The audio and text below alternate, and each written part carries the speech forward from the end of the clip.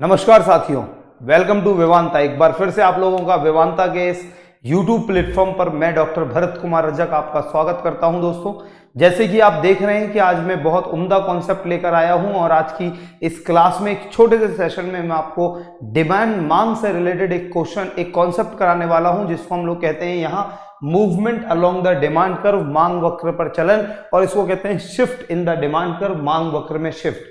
आखिर ये मूवमेंट का कॉन्सेप्ट क्या होता है और ये शिफ्ट का कॉन्सेप्ट क्या होता है, जरा ध्यान से देखना।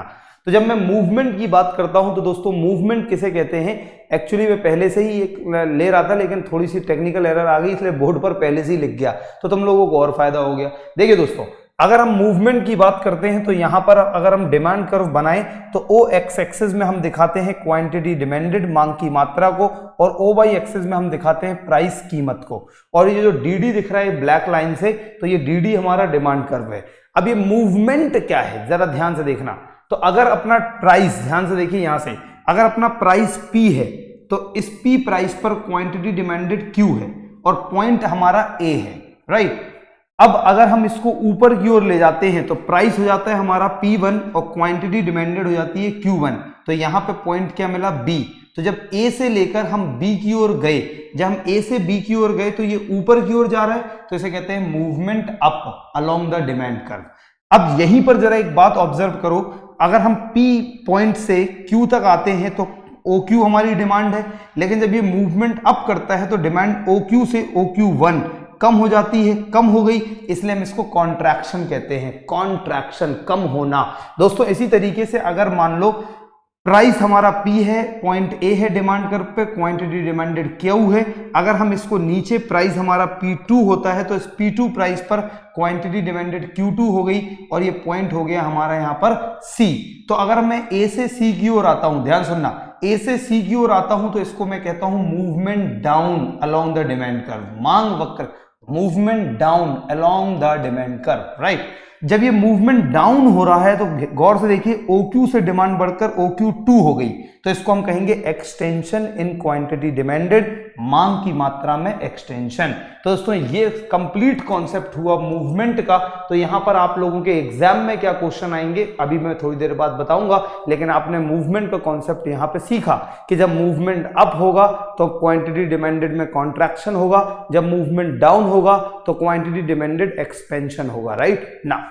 ऐसे ही आप यहां पर देखिए, जब हम शिफ्ट की बात करते हैं तो शिफ्ट किसे कहते हैं, तो right now I am standing here, तो शिफ्ट का मतलब है I can shift to this side और I can shift to this side. या मैं ऐसे कहूं कि मैं पहले किसी ए पर्टिकुलर लोकेशन पे रहता था, लेकिन फिर मैंने अपना घर शिफ्ट कर लिया, अब मैं बी लोकेशन पे चला गया, तो मैं कहता हूं मैंने अपना घर शिफ्ट कर लिया ना। इसी कॉन्सेप्ट को यहां पर जरा हम इंप्लाई करते हैं, यहां पर हम लागू करते हैं। तो देखिए, जो हमारा ओरिजिनल डिमांड कर्व है, जो ओरिजिनल डिमांड कर्व है उसका हमने नाम दिया डीडी, ब्लैक लाइन से, राइट। अगेन हर बार हम ओ एक्स एक्सिस पे quantity demanded and O Y axis पर प्राइस दिखाते हैं। तो जो ओरिजिनल डिमांड कर्व है वो है हमारा DD, this is the original demand curve. अब ये शिफ्ट क्या होता है, या तो demand curve right side shift होगा, देखिए या तो ये शिफ्ट होगा तो या तो इस साइड जाएगा या इस साइड आएगा। अगर मान लो ये इस साइड शिफ्ट होता है तो इसे हम राइटवर्ड शिफ्ट कहते हैं। क्या कहते हैं दोस्तों, राइटवर्ड शिफ्ट। अगर मान लो ये इस साइड शिफ्ट होता है तो इसे हम लेफ्टवर्ड शिफ्ट कहते हैं, राइट। अगर ये उस साइड गया तो राइटवर्ड शिफ्ट, इस साइड आया तो लेफ्टवर्ड शिफ्ट। तो ये दो शिफ्ट होते हैं, या तो डिमांड कर्व राइटवर्ड शिफ्ट होगा या लेफ्टवर्ड शिफ्ट होगा। इतनी बात समझ में आई। अब जरा ध्यान से देखना, प्राइस हमारा P है, डीडी हमारा डिमांड कर्व है, इस डीडी डिमांड कर्व पर P प्राइस पर क्वांटिटी डिमांडेड कितनी है, Q है। अगर ये राइट साइड शिफ्ट हो रहा है तो प्राइस आज भी P है, अगर हम यहां से यहां गए तो क्वांटिटी डिमांडेड बिकेम Q1। ध्यान सुनना, क्वांटिटी डिमांडेड बिकेम Q1, तो प्राइस P पर क्वांटिटी डिमांडेड Q1 हो जाती है, तो अब हमारी डिमांड बढ़ गई। तो देखिए ध्यान से सुनना, अगर यहां जब डिमांड बढ़ रही थी, यहां देखिए Q से Q2 हो रही थी, तो हमने इसका नाम दिया था एक्सटेंशन, लेकिन जब शिफ्ट में बढ़ेगी तो हम इसका नाम देते हैं increase. This point should be noted in the notebook, right ना। अगर मान लो हमारा demand curve left side shift हो जाता है, बाईं ओर शिफ्ट हो जाता है, तो डिमांड कर्व बनता है डी डबल डैश, और प्राइस अभी भी पी है। पॉइंट ये है, इस पॉइंट पर जो क्वांटिटी डिमांडेड है वो इतनी है, एंड दैट इज Q2। तो ये प्राइस क्वांटिटी डिमांडेड कम हो गई तो इसको नाम दिया डिग्रीज, लेकिन जब मूवमेंट में कम हुई थी तो इसका नाम हमने क्या दिया था, जब मूवमेंट में कम हुई थी तो कॉन्ट्रैक्शन। तो ये हो गया दोस्तों शिफ्ट का कॉन्सेप्ट, और ये हो गया हमारा मूवमेंट का कॉन्सेप्ट। ये तो हो गया कॉन्सेप्ट क्लियर। अब दोस्तों एग्जाम में क्वेश्चंस कैसे आते हैं आइए आपको बताते हैं। तो सबसे पहला सवाल जो एग्जाम में पूछा जाता है वो ये कि movement along the demand curve would B, same line लिखी होगी, आज ही जाकर डिमांड के प्रीवियस ईयर क्वेश्चन पेपर में देखना आप लोग, तो लिखा होगा कि movement along the movement up in the demand curve would be या movement down in the demand curve would be. तो देखिए दोस्तों, जब मूवमेंट अप होता है तो कॉन्ट्रैक्शन, और जब मूवमेंट डाउन होता है तो एक्सटेंशन। तो आइए दोस्तों क्वेश्चन में, जब मूवमेंट अप तो क्या अप में होगा कॉन्ट्रैक्शन, मूवमेंट डाउन में क्या होगा एक्सटेंशन। तो दोस्तों ये हो गया मूवमेंट से आने वाला कॉन्सेप्ट। एक और क्वेश्चन आता है वो थोड़ी देर में बताऊंगा। नाउ अब दोस्तों हम बात करेंगे शिफ्ट। जब दोस्तों अगर राइटवर्ड शिफ्ट हो रहा है, जरा ध्यान से यहां देखना, जब राइटवर्ड शिफ्ट हो रहा है तो क्या इंक्रीज, और जब लेफ्टवर्ड शिफ्ट हो रहा है तो डिक्रीज। तो दोस्तों ये है हमारे शिफ्ट के कॉन्सेप्ट। जब ये राइटवर्ड शिफ्ट होगा तो क्या होगा इंक्रीज, और जब लेफ्टवर्ड शिफ्ट होगा तो क्या होगा डिक्रीज, और वो भी क्या इन डिमांड। तो दोस्तों ये हो गया मूवमेंट और शिफ्ट से पूछे जाने वाले क्वेश्चन। इतने ही नहीं, कुछ एडवांस क्वेश्चन भी अभी बात करेंगे। इतनी बात तो सबको समझ में आ गई, लेकिन दोस्तों एक पॉइंट नोट करो आप लोग, अगर सच में इकोनॉमिक्स का ज्ञान प्राप्त करना चाहते हो तो एक पॉइंट नोट करो। जब मैं मूवमेंट की बात कर रहा था, मूवमेंट, या यहां पर आप लोग ऑब्जर्व करो, यहां पर मैंने हर जगह लिख रखा है, जरा आप ध्यान देने वाली बात है, क्वांटिटी डिमांडेड, या दोस्तों यहां पे मैंने लिख रखा है डिमांड, यहां पे मांग। तो ये आप लोग मुझे कमेंट बॉक्स में देंगे इस वीडियो के कि आखिर क्यों मूवमेंट में मैंने क्वांटिटी डिमांडेड लिखा और क्यों मैंने शिफ्ट में डिमांड लिखा। दोस्तों इसे कहते हैं बेटा इकोनॉमिक्स का असली ज्ञान। यहां भी नोट करो, जब मैं मूवमेंट की बात कर रहा हूं देखिए लिखा क्वांटिटी डिमांडेड, जब मैं शिफ्ट की बात कर रहा हूं तो यहां देखो लिखा मैंने डिमांड बहुत स्मार्टली, और यहां भी लिखा डिमांड।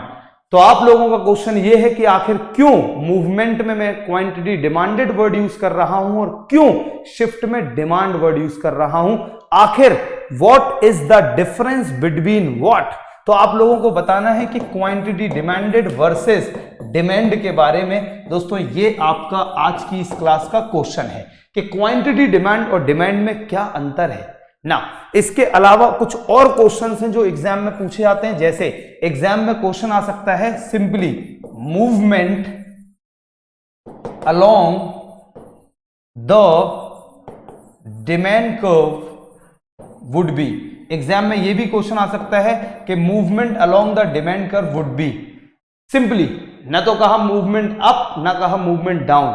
अगर क्वेश्चन सिर्फ इतना सा लिखा हो कि movement along the demand curve ये भी कहलाता है, तो इसका मैं सीधा आंसर लिखूंगा कॉन्ट्रैक्शन और एक्सटेंशन इन क्वांटिटी डिमांडेड। जब मैं सिर्फ मूवमेंट की बात कर रहा हूं, मूवमेंट अप या मूवमेंट डाउन, कुछ सिर्फ मैंने लिखा मूवमेंट अलोंग, तो वो अप भी हो सकता है डाउन। अगर अप होगा तो कॉन्ट्रैक्शन, डाउन होगा तो एक्सटेंशन, राइट। नाउ एक और क्वेश्चन हमारे एग्जाम में पूछा जा सकता है और वो क्वेश्चन ये है simply shift in the demand curve would B. Shift in the demand curve would B, मांग वक्र में जो शिफ्ट होता है वो क्या होता है। तो दोस्तों शिफ्ट का मतलब क्या होगा, इंक्रीज और डिक्रीज इन डिमांड। तो जब हम सिर्फ मूवमेंट की बात करेंगे तो कॉन्ट्रैक्शन और एक्सटेंशन होगा, शिफ्ट की बात करेंगे तो इंक्रीज और डिक्रीज। नाउ एक बहुत वंडरफुल क्वेश्चन दोस्तों, और वो मैं यहीं पे बताऊंगा आपको इस स्लाइड में। अब क्वेश्चन आया movement along the demand curve due to कि मूवमेंट किस कारण से होता है। यह एग्जाम में क्वेश्चन आया shift in the demand curve would be due to, कि शिफ्ट जो है वो किस कारण से होगा। तो आइए दोस्तों आपको देते हैं अब असली ज्ञान। दोस्तों क्वेश्चन आपको शायद समझ में आ गया होगा कि मूवमेंट किस वजह से हो रहा है और शिफ्ट किस वजह से हो रहा है। दिस इज द गुरु ज्ञान ऑफ मूवमेंट एंड शिफ्ट का, जरा ध्यान से सुनना। जब दोस्तों मैं movement along the demand curve क्यों हो रहा है, shift in the demand curve क्यों हो रहा है, वो जरा ध्यान से सुनना आप लोग, बहुत इंपॉर्टेंट डिस्कशन है। अब आप मूवमेंट देखिए, जब प्राइस ऊपर जाए या प्राइस नीचे जाए तो इसकी वजह से या तो कॉन्ट्रैक्शन होगा या एक्सटेंशन होगा। तो movement along the demand curve क्यों हो रहा है, तो इसका आंसर है due to change in price. Hindi में कीमत में परिवर्तन की वजह से, हिंदी में लिख सकते हैं आप लोग, कीमत में परिवर्तन की वजह से मूवमेंट होता है। एंड इसके बाद अगर आपको लॉ ऑफ डिमांड याद है तो आप कहेंगे and all other factors remain, all other factors remain constant. मतलब ऑल अदर फैक्टर, सभी अन्य साधन या अन्य कारक समान रहते हैं।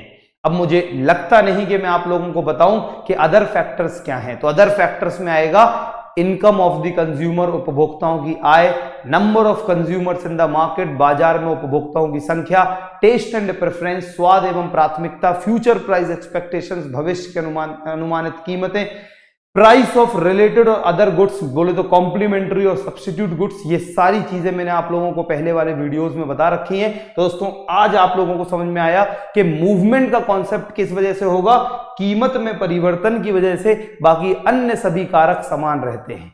लेकिन अगर मैं पूछूं शिफ्ट किस वजह से होगा, तो इसमें देखो, इसमें कीमत तो कांस्टेंट है ना भैया, इसमें कीमत तो कांस्टेंट है, तो शिफ्ट किस वजह से होगा, तो दोस्तों मैं बता दूं आपको, ड्यू टू change